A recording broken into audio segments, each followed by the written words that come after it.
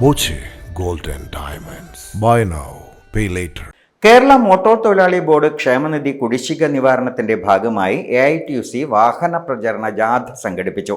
സംസ്ഥാന വൈസ് പ്രസിഡന്റും ബോർഡ് ഡയറക്ടറുമായ KC ജയപാലൻ ഉദ്ഘാടനം ചെയ്തു.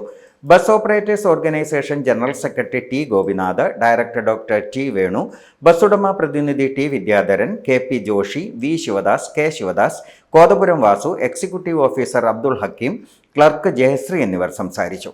തൊഴിലാളികളെ അംഗത്വം പുതുപ്പിക്കുന്നതിനും പുതിയ തൊഴിലാളികളെ ഇതിൽ അംഗത്വം ചേർക്കുന്നതിനും ബോർഡ് വളരെ ആസൂത്രിതമായി വളരെ കൃത്യമായി എല്ലാ ജില്ലകളിലും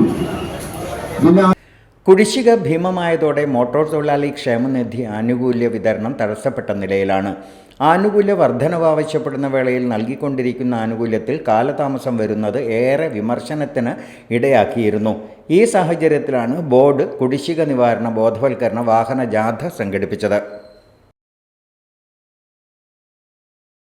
time kids pre school, Mannannur road, Vaniyamkulam. Dot view news. കാഴ്ചകളാണ് ലോകം, കണ്ടു തുടങ്ങുക.